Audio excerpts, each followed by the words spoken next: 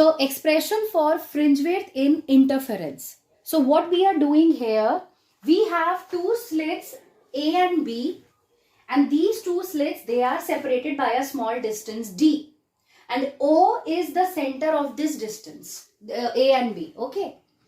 MN is a screen on which we are going to obtain the interference pattern.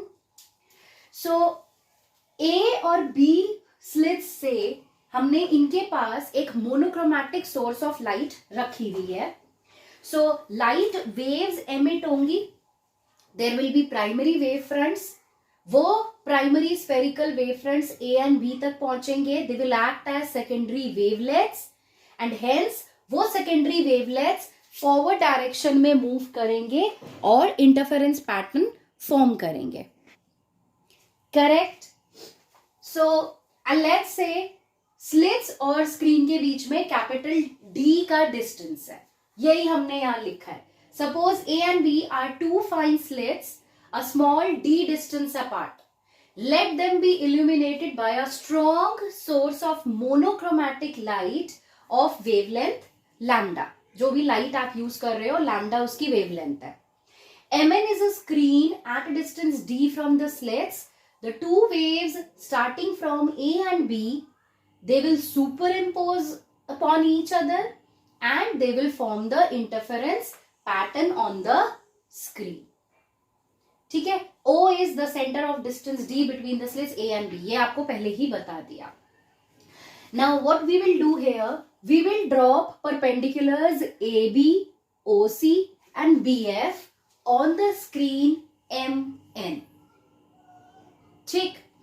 अब इस screen पर bright band बनेगा या dark band बनेगा, ये डिपेंड करता है कि जो लाइट वेव्स ए और बी से उस पर्टिकुलर पॉइंट पर पहुंच रही होंगी, उन वेव्स का पाथ डिफरेंस कितना है. ठीक है. The intensity of light at a point on the screen will depend upon the path difference between the two waves arriving at that point.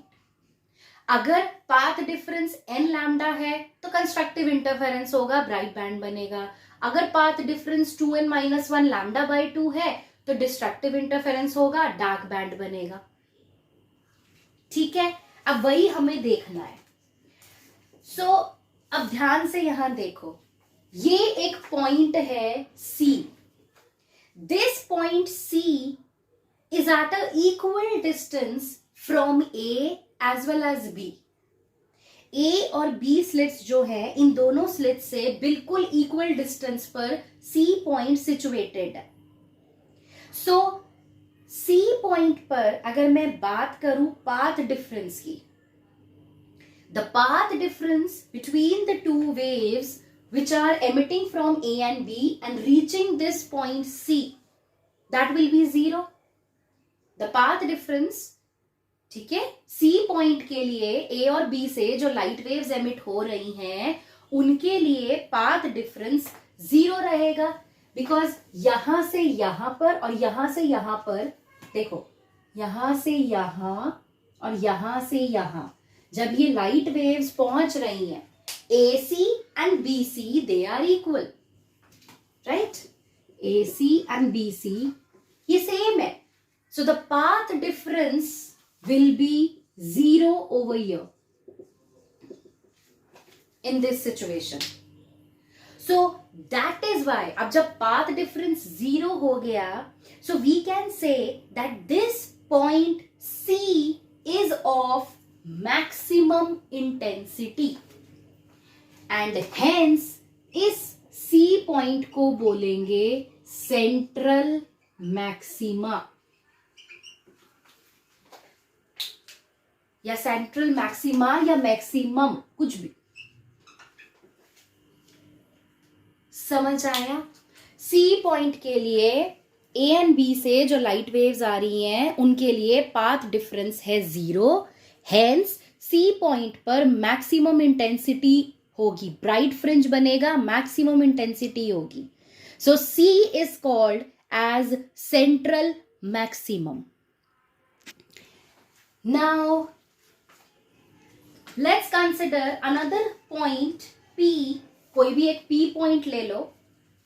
Suppose मैंने यहां पर ले लिया कि यहां से ये लाइट वेव यहां पहुंची, यहां से ये लाइट वेव भी यहां पहुंची at a particular point P.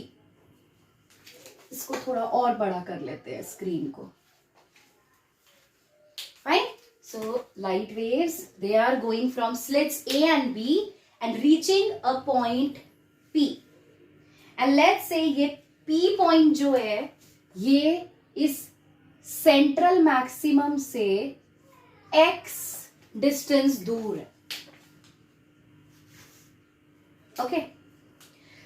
अब इन दोनों वेव्स के लिए पाथ डिफरेंस कितना होगा? भाई एक पाथ हो गया AP, एक पाथ है BP.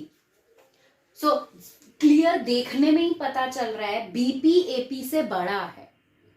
So here the path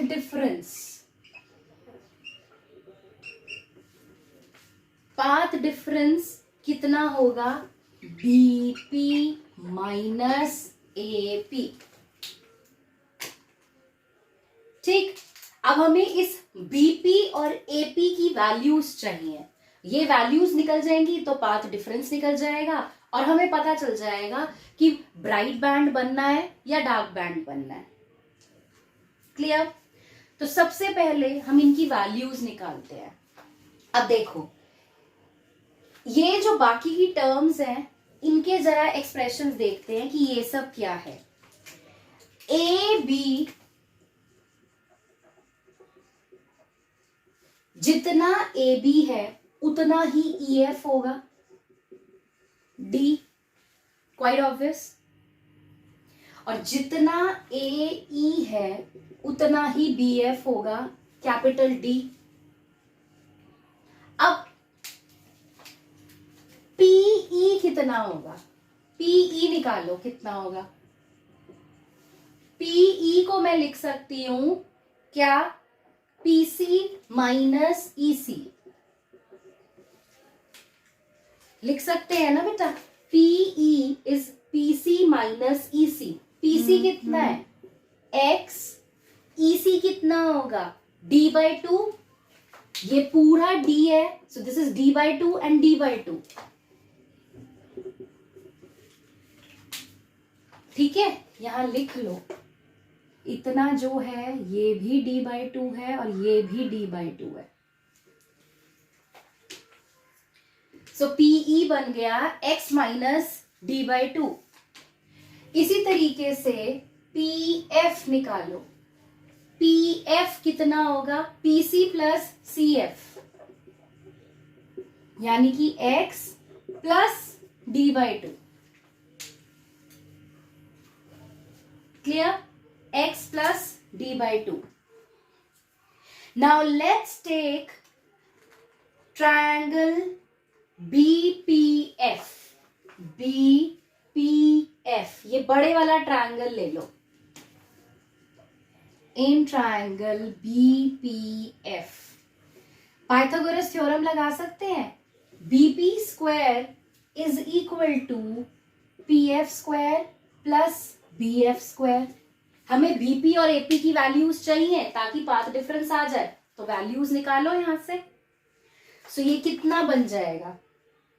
PF कितना है? ये रहा X plus D/2 whole square plus capital D square. Correct. So यहां से BP कितना आ गया? This will be D square plus X plus D/2 का होल स्क्वायर की power half. D square common ले ले. सो D स्क्वायर बाहर आएगा तो ये बन गया D into 1 plus X plus D/2 by D इसका whole square, right, into power half. Clear है ये step? Now we will apply binomial theorem. So we expand this expression by using binomial theorem. Expanding binomially. Binomial theorem क्या कहती है? ये power सामने आ जाती है, right? And we will keep only first term. First term हम अपने पास रखेंगे, rest higher powers we will ignore. So BP is equal to D into 1 plus half x plus D by 2 का square upon D square. So ये हमारे पास आ गया BP का एक्सप्रेशन. की put it as 1. This is let's say expression number 1. अब इसी तरीके से AP हमको निकालना है. सो AP लेने के लिए लेट्स टेक ट्रायंगल APE और फिर से पाइथागोरस थ्योरम लगाकर AP निकाल लो. ठीक. सो इन triangle APF, AP square is equal to PE square plus AE square. Put the values and solve. So AP becomes PE कितना था हमारा? X minus D by 2 whole square plus D square की power half. Here also take D square outside and apply binomial theorem. So AP is equal to D 1 plus X minus D by 2 square by D square power half. So expanding binomially we get AP is equal to D into 1 plus half X minus D by 2 whole square by D square. Clear? So this is equation number 2. अब देखो आपके पास AP भी आ गया, BP भी आ गया. ये हम यहां पुट कर सकते हैं और यहां से हमारे पास पाथ डिफरेंस का एक्सप्रेशन आ जाएगा. सो BP माइनस AP ये एक्सप्रेशंस है दोनों के. इनको पुट करो, सॉल्व करो, क्या आता है? सो यहां से अब हम कैसे कर सकते हैं इसको? देखो D बाहर ले लो और इसको को कंबाइन कर लो. -1 minus x minus D by 2 whole square by 2D square. ठीक है. 1 से 1 कैंसिल हो गया. 2D स्क्वायर को बाहर ले जाओ, take outside. So BP minus AP is equal to D upon 2D square और ब्रैकेट ओपन कर लो. You can apply the formula A square plus B square plus 2AB minus यहां पे भी A square plus B square minus 2AB. So ये plus बन गया. सारी टर्म्स कैंसिल हो गई, बस ये 2 टर्म्स बच जाएंगी. ठीक. तो क्या आया यहां से? 2 से 2 कैंसिल और 1 D से 1 D cancel. So what you get? BP minus AP is equal to 1 upon 2D into x by D plus x by D. So 2x by D. Again 2 से 2 कैंसिल. ये आ गया पाथ डिफरेंस आपके पास x D by D.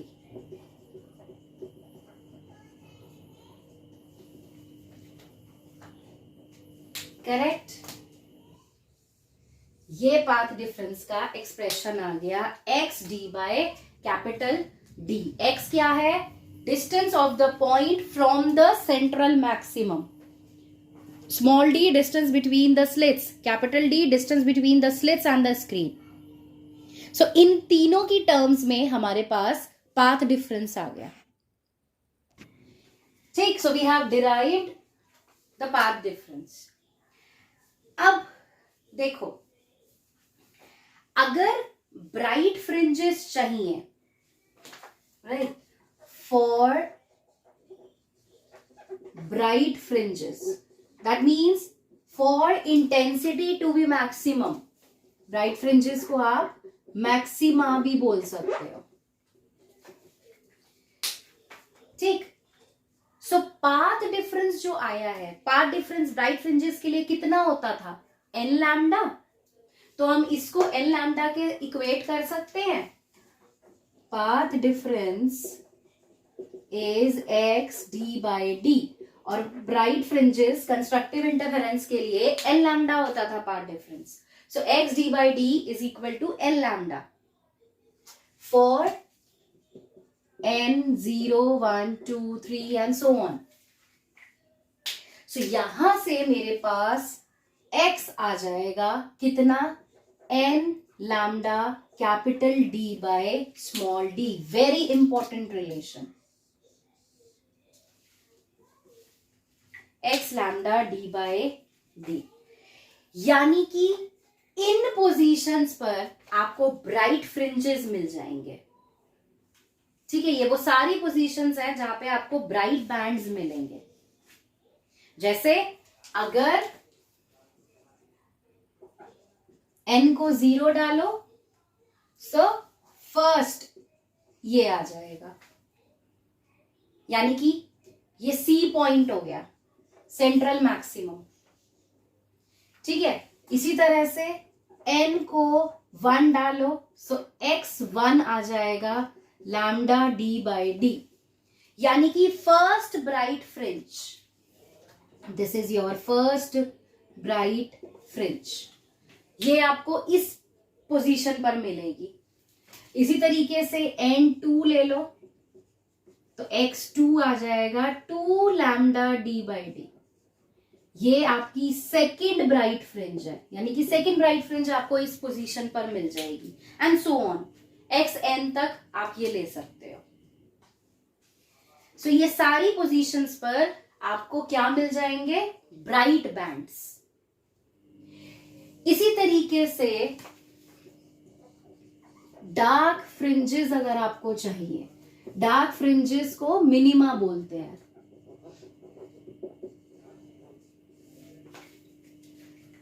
Dark fringes के लिए path length हमने निकाला था 2n - 1 लैम्डा बाई 2। सो यहां से एक्स डी बाई डी आ गया 2n - 1 लैम्डा बाई 2। तो यहां से हम पोजीशन निकाल सकते हैं, x will become 2n - 1 lambda by 2 into D by D. ये पोजीशंस हो गई जहां पे आपको डार्क बैंड्स मिलेंगे, एंड ऑफ कोर्स n कितना था, 1 2 3 एंड सो ऑन।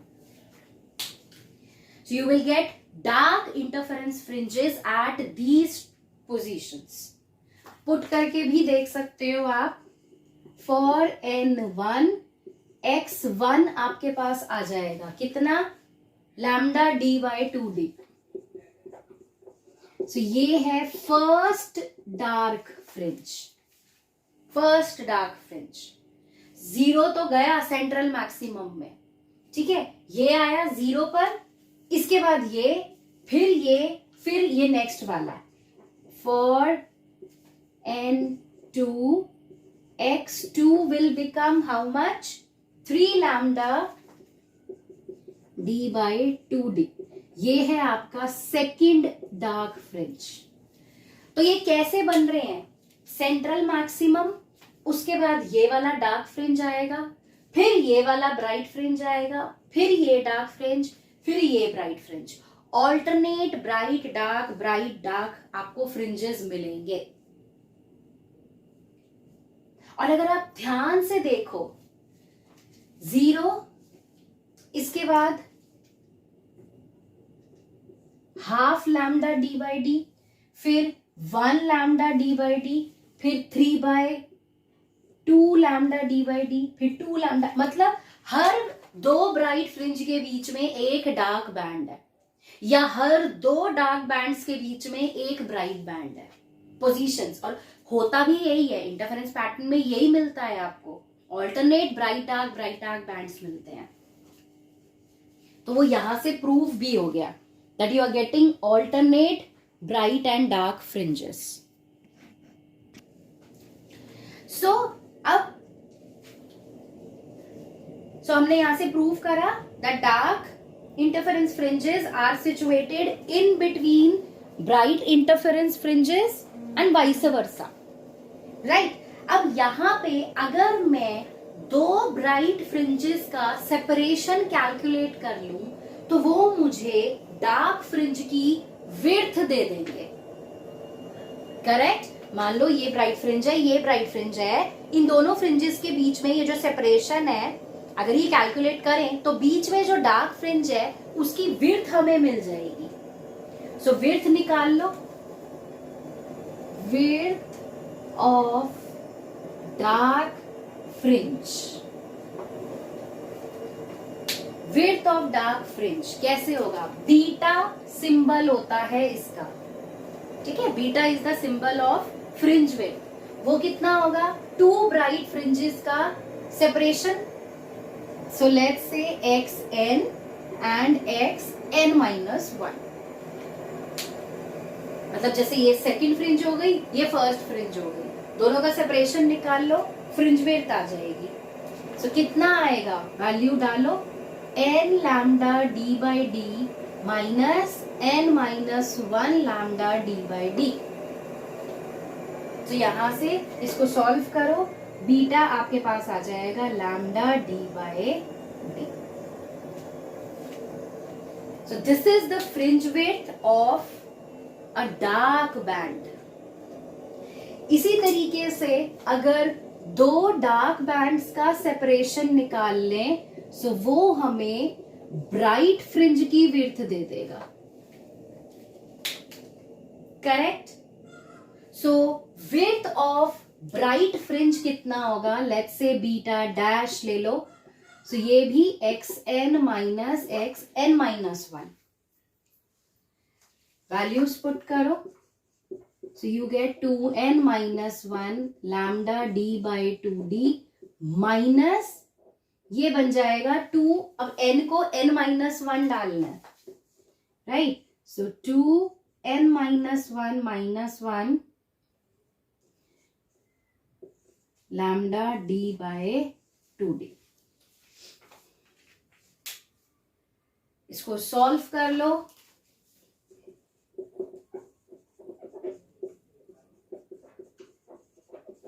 ये कितना बनेगा, 2n माइनस 2 माइनस 1 कितना बनेगा, बोलो, 2n minus 3 by lambda d by 2d। So when you solve it, lambda d by 2d common ले लो, माइनस कर दो, सारा सॉल्व करने पर you will get lambda d by d, same आएगा बिल्कुल। सो हमने यंग्स डबल स्लिट एक्सपेरिमेंट जब पढ़ा था तब हमने बोला था कि alternate bright and dark fringes हमें मिलेंगे और सारे फ्रिंजेस सेम विड्थ के मिलेंगे। ये चीज यहां से प्रूव हो गई है कि alternate bright and dark fringes ही हैं और डार्क फ्रिंज की विड्थ और ब्राइट फ्रिंज की विड्थ सेम आ गई बिल्कुल, lambda capital D by small d। So all bright and dark fringes are of equal width. Angular separation अब क्या होता है, मान लो कि भाई मेरे पास जो यंग्स डबल स्लिट एक्सपेरिमेंट है ये प्रैक्टिकल मैंने एयर में रख के किया, इसके बाद इस पूरे अपैरेटस को उठाया और एक ट्रांसपेरेंट लिक्विड में डाल दिया जिसका रिफ्रैक्टिव इंडेक्स है म्यू, ठीक। तो जब हम ऐसा करते हैं, जब हम पूरे यंग्स डबल स्लिट एक्सपेरिमेंट को उठाकर एक दूसरे ट्रांसपेरेंट लिक्विड में डाल देते हैं तो जो इंटरफेरेंस पैटर्न होता है वो मेंटेन रहता है, वो इंटैक्ट रहता है, मतलब किसी दूसरे लिक्विड में भी आपको इंटरफेरेंस पैटर्न मिलता है। पर डिफरेंस, चेंज कहां आता है, चेंज आता है फ्रिंज विड्थ में। जो फ्रिंज विड्थ होती है वो डिक्रीज हो जाती है, ठीक। जो नई फ्रिंज विड्थ आएगी वो बन जाती है ये, beta dash is beta by mu, 1 by mu times fringe width decrease हो जाएगी, ठीक। एंड ये जो एंगुलर सेपरेशन की हम बात कर रहे हैं, ये निकालने का एक फॉर्मूला होता है, एंगुलर विड्थ ऑफ फ्रिंज, इसको थीटा से इंडिकेट करते हैं। सो थीटा इसका फॉर्मूला है बीटा अपॉन कैपिटल डी। सो आप बीटा की वैल्यू यहां डालो, बीटा कितना आया था, लैम्डा डी बाई डी, है ना, डी से डी कट गया। सो ये आपके पास एंगुलर सेपरेशन आ गया, theta is lambda D by D. तो अगर एक यंग्स डबल स्लिट एक्सपेरिमेंट को जब आपने उठाकर एक transparent liquid of refractive index mu में डिप करा, तो उसकी फ्रिंज विड्थ ऐसे डिक्रीज हुई और उसका एंगुलर सेपरेशन भी डिक्रीज हो जाएगा, it will also decrease.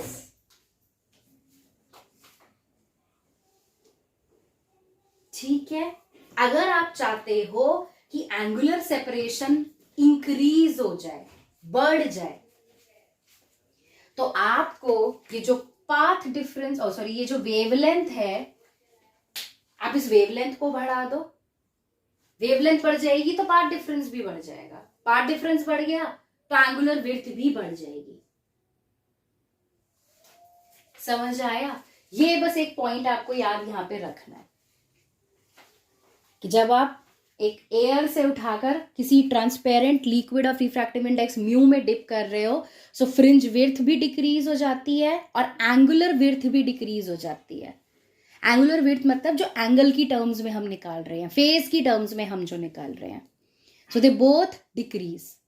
And if you want to increase the angular width, आप ऐसी लाइट ले लो, मोनोक्रोमैटिक लाइट जिसका वेवलेंथ ज्यादा हो, वेवलेंथ ज्यादा होगा तो पाथ डिफरेंस भी बढ़ जाएगा, right?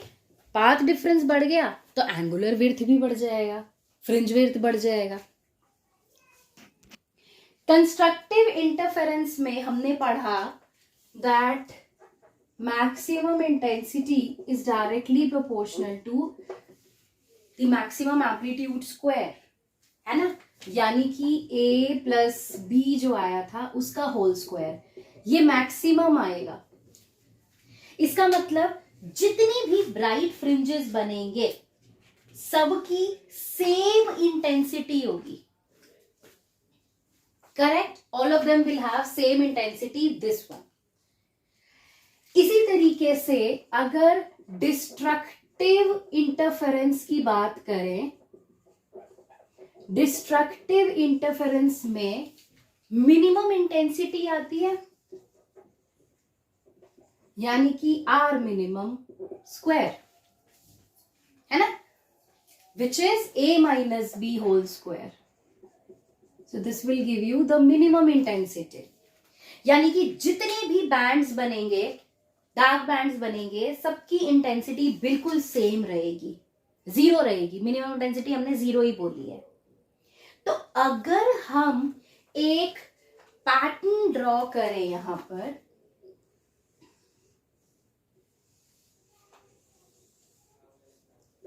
If we draw a graph, a pattern, किस किस के बीच में इंटेंसिटी जो है वो और फेज डिफरेंस फाई, अगर हम इन दोनों के बीच में एक ग्राफ प्लॉट करें तो अब हम क्या कह रहे हैं कि सारे ब्राइट बैंड सेम इंटेंसिटी के हैं, सारे डार्क बैंड्स भी सेम इंटेंसिटी के हैं, यही बात बोल रहे हैं। सो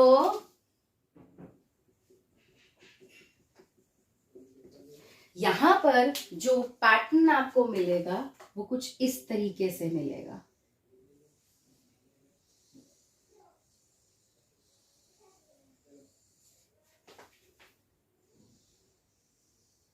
So you will get this pattern, सब बिल्कुल सेम इंटेंसिटी के होंगे, ठीक है, और ये जो है ये आएगा 4I0, दो कोहेरेंट सोर्सेस की वजह से।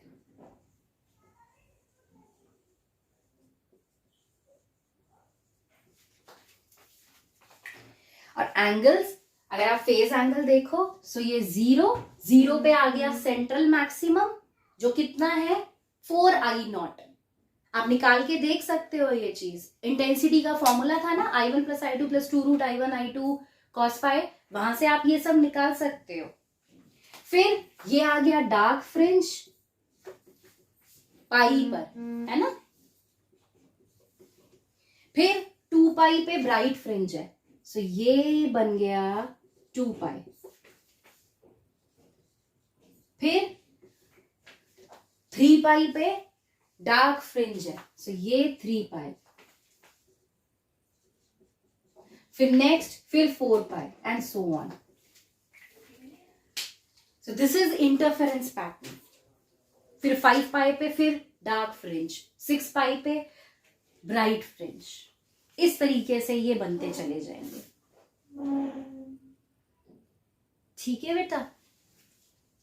बाकी अगर एक सिंगल सोर्स हमारे पास है, सिंगल सोर्स में अगर आप ग्राफ बनाओ वो ऐसा आता है, बिल्कुल स्ट्रेट लाइन आएगी, और जो मैक्सिमम इंटेंसिटी है वो I0 आएगी सिंगल सोर्स से।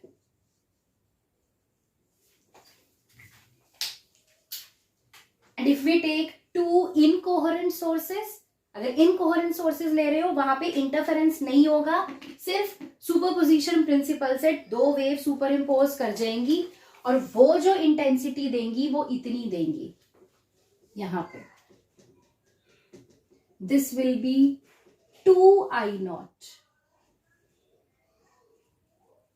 टू इनकोहेरेंट सोर्सेस की वजह से। क्लियर है? तो आप ध्यान रखेंगे, इंटरफेरेंस अगर हो रहा है so you get maximum intensity 4I0, दो कोहेरेंट सोर्सेस की वजह से। सारे ब्राइट फ्रिंजेस सेम विड्थ के, सारे डार्क फ्रिंजेस सेम विड्थ के, सब सेम विड्थ का है। ठीक। अगर इंटरफेरेंस पैटर्न में हम अब मोनोक्रोमैटिक लाइट की जगह अगर व्हाइट लाइट ले लें, तो आपको जो इंटरफेरेंस पैटर्न मिलेगा वो डिफरेंट डिफरेंट कलर्स का मिलेगा। जो सेंट्रल फ्रिंज होगा, दैट दूसरे कलर से बनाते हैं, जो सेंट्रल फ्रिंज होगा that will B white in colour. ठीक। अब सेंट्रल के ऊपर और नीचे डार्क फ्रिंज आना चाहिए। अब डार्क फ्रिंज का क्या मतलब है, आपने रिलेशन निकाला फ्रिंज विड्थ का, बीटा इज लैम्डा d/d। ठीक। अब लैम्डा रेड की ज्यादा है वॉयलेट के कंपैरिजन में। ठीक है, तो जो लॉन्ग वेवलेंथ कलर्स होंगे ना वो दूर जाएंगे, शॉर्ट वेवलेंथ कलर्स पास रहेंगे। तो सेंट्रल वाइट मैक्सिमा जो आपको मिल रहा है, इसके जस्ट ऊपर और नीचे there will be an absence of red orange colours. So red orange colours यहां नहीं मिलेंगे, फिर आपको मिलेंगे क्या, शॉर्ट वेवलेंथ कलर्स। सो यहां पर आपको वॉयलेट कलर या ब्लू कलर ये मिलेगा। फिर आपको नेक्स्ट ब्राइट में रेड मिल जाएगा। ये व्हाइट के साथ होता है। You will get different different coloured fringes.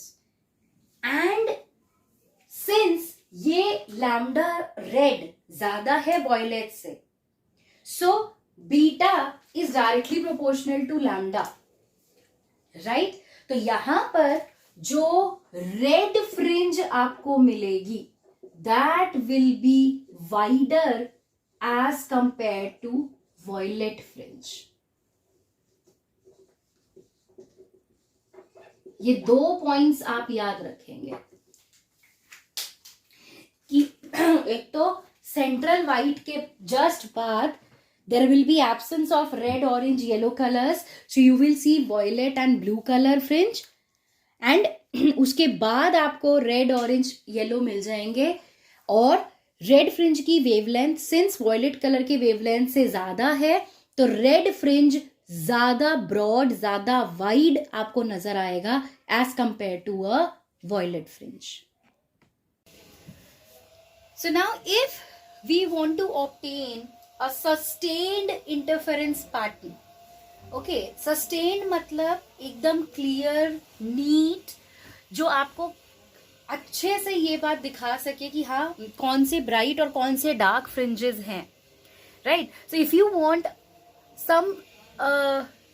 want a sustained interference, so there are some conditions that need to be satisfied. First condition, the two sources of light must be coherent. That is, they should emit continuous light waves of same wavelength and frequency, which have either the same phase or a constant phase difference. ये आपको पता ही है पहले से. Second, the two sources should be strong. जो आप दो coherent sources ले रहे हैं, they have to be very strong, ताकि वो एक sustained interference pattern, एक clean, sharp interference pattern form कर सके. Then the amplitudes of two waves from two sources should preferably be equal. हमने पढ़ा था कि जब A and B दोनों amplitudes equal हो जाते हैं तो dark fringe की intensity 0 आती है ना, amplitude 0 हो जाता है, और bright fringe का amplitude 2A हो जाता है. तो वो best interference pattern हमें मिलता है. Then the two sources should preferably be monochromatic. Obviously monochromatic ही होने चाहिए. Then the two coherent sources must be close to each other. जो small d है, the separation between the two slits A and B, जहाँ से coherent sources हैं, उनके बीच में जो separation है वो बिल्कुल कम होना चाहिए. ध्यान दो, यंग्स डबल स्लिट एक्सपेरिमेंट में वो अप्रोक्सीमेटली 0.5 mm ही था. Then the two sources should be point sources और very narrow sources. Point source हो तो बेटर ही है, otherwise it could be a narrow source also. Then the distance of the screen from coherent sources of light should not be small. Capital D जितना बड़ा होगा उतना अच्छा. क्यों? If this distance is small, fringe width decreases. हमने fringe width का expression निकाला था. Beta is lambda capital D by small D. अगर कैपिटल डी छोटा होगा तो फ्रिंज विड्थ भी छोटी हो जाएगी, एंड हेंस आप फ्रिंजेस को अलग अलग ठीक तरीके से नहीं देख पाओगे. ठीक है? If this distance is small, fringe width decreases and hence the fringes may not remain distinguishable. You cannot see them clearly. Fringe shift. अब जो हमारे fringes बन रहे हैं उनमें एक shift आना. अब वो shift कैसे आ सकता है? देखो,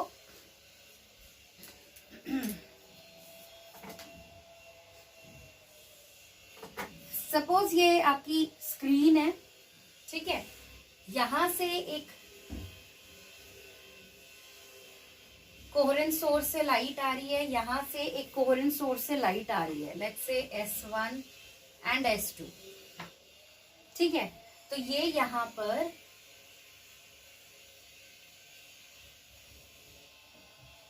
एक इंटरफेरेंस पैटर्न बना देगा.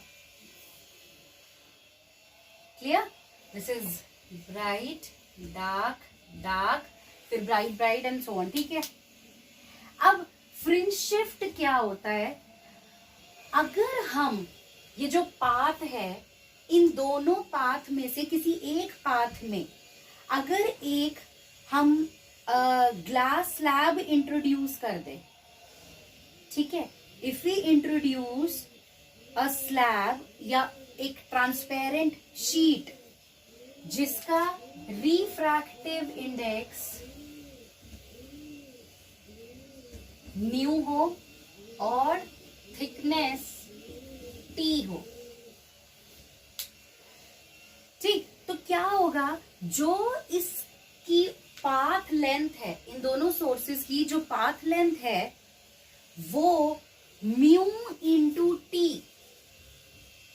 ये जो फैक्टर है इससे चेंज हो जाएगी। कैसे?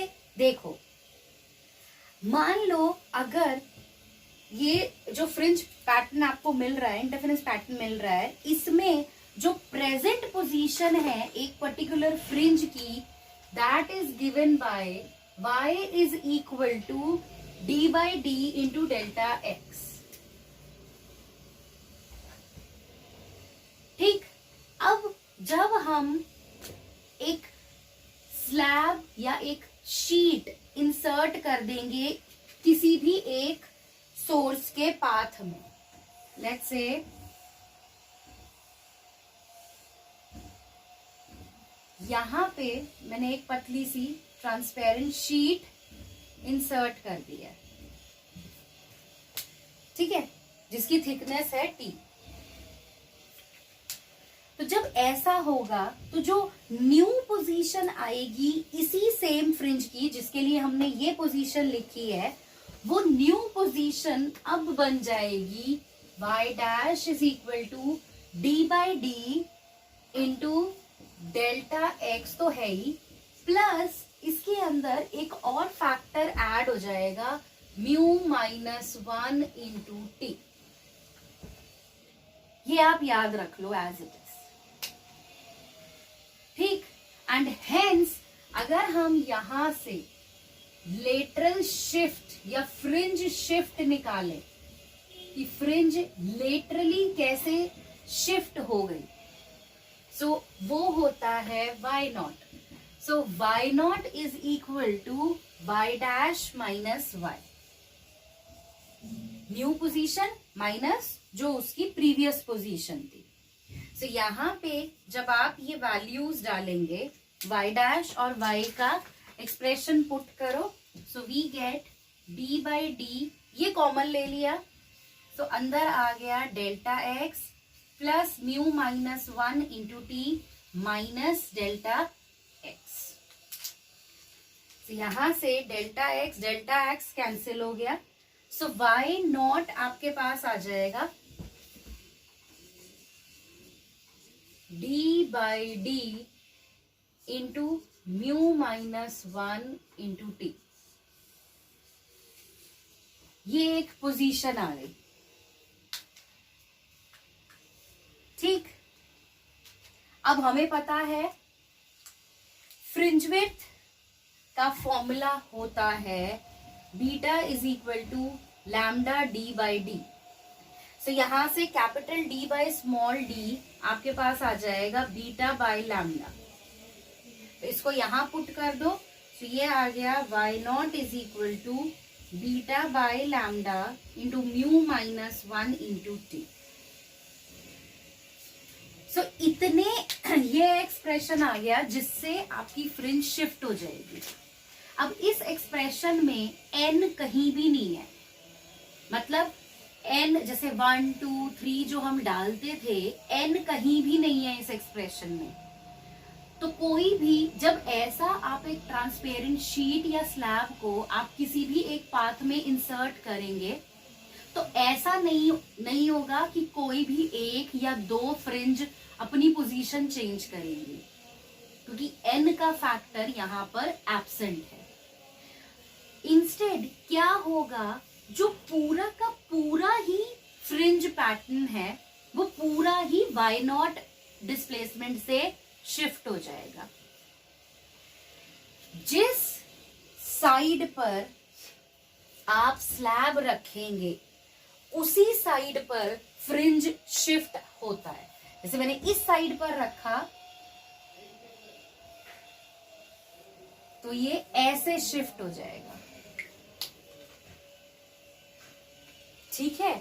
अगर मैं यहां पे रख दूं, मान लो इस पाथ में मैं अब इस स्लैब को यहां पे रख दूं, तो ये जो पूरा का पूरा फ्रिंज पैटर्न है ये इस तरीके से शिफ्ट हो जाएगा पूरा। जिस तरफ आप स्लैब रख रहे हो उस तरफ फ्रिंज शिफ्ट हो जाएगी, पूरा का पूरा पैटर्न ही उठकर शिफ्ट हो जाएगा।